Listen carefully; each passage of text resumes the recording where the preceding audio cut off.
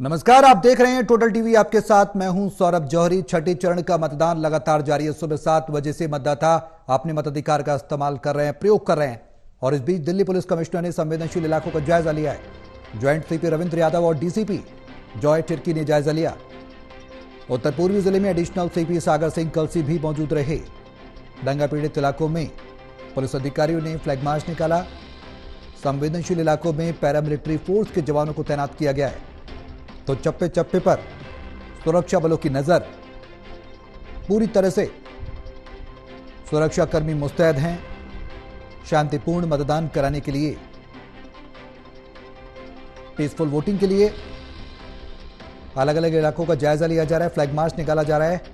संवेदनशील इलाकों का जायजा लिया है joint CP Ravindra Yadav, DCP Joy Tirkey ने।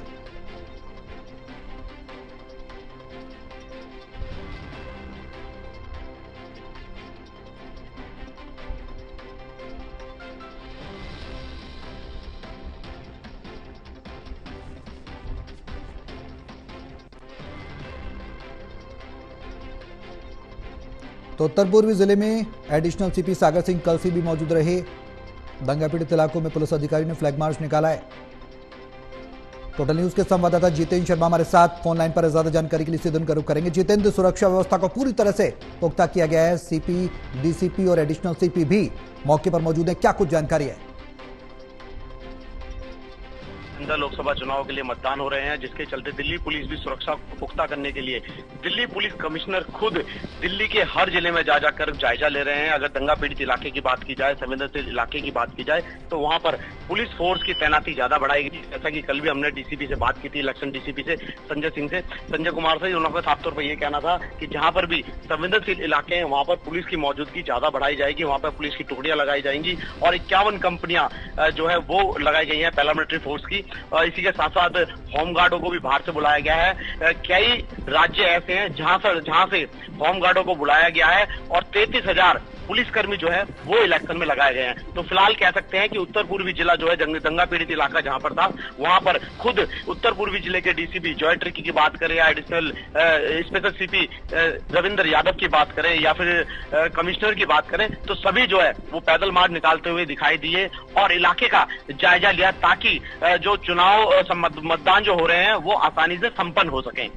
बिल्कुल जितेंद्र, एक तरफ सुरक्षा व्यवस्था को पुख्ता किया जा रहा है, तो दूसरी तरफ वोटर्स अपने मताधिकार का इस्तेमाल कर रहे होंगे। किस तरह की व्यवस्था उनके लिए मतदान केंद्रों पर देखने को मिल रही है, वो भी आपसे जानना चाहेंगे। देखिए, इलेक्शन कमीशन की तरफ से कल ही प्रेस कॉन्फ्रेंस भी की गई थी। उनकी तरफ से बयान आया था कि पानी पीने की सुविधा उनके लिए की गई है, कूलर लगाए गए हैं। हालांकि जिस तरीके से इलेक्शन कमीशन की तरफ से कहा गया था कि अगर कोई सीनियर सिटीजन है, उसको जरूरत है, तो वहां पर मशीन लेके जाएंगे और उनके घर पर वोट डलवाएंगे, तो ऐसा उत्तर पूर्वी जिले के अंदर नहीं देखा गया। क्योंकि हमने मौके का जायजा लिया, कई जगह ऐसे गए, कई मतदाता ऐसे मिले जिन्हों का कहना था कि उन पर चला नहीं जा रहा, लेकिन उनको मतदान देना है। तो ऐसे में उनको घर से लाने की व्यवस्था हो या फिर उनके पास तक मशीन पहुंचाने की व्यवस्था हो, जिस तरीके इलेक्शन कमीशन ने कहा था, तो उस तरीके की कुछ भी ऐसा कुछ दिखाई नहीं दिया। तो हालांकि लोकल जो लोग थे वो खुद अपना रिक्शा करके मतदान केंद्र तक पहुंचे हैं, लेकिन किसी भी तरीके से इलेक्शन कमीशन की तरफ से उनको सुविधा नहीं पहुंचाई गई, ना दिल्ली पुलिस की तरफ से पहुंचाई गई। हालांकि कल डीसीपी इलेक्शन ने कहा था कि उनको सुविधा दी जाएगी, लेकिन फिर भी इस तरीके की कोई सुविधा नहीं दे पाए और लोग जो है वो खुद मतदान केंद्रों पर पहुंच रहे हैं और अपना मत का इस्तेमाल कर रहे हैं। बिल्कुल, जिस तरीके से लोग पहुंच रहे हैं जितेंद्र, उसमें यह कहना बिल्कुल भी बेईमानी नहीं होगा कि वोटर्स में उत्साह देखने को मिल रहा है। वोटिंग परसेंटेज भी अब 2 घंटे शेष रह गए हैं, तो बढ़ सकता है।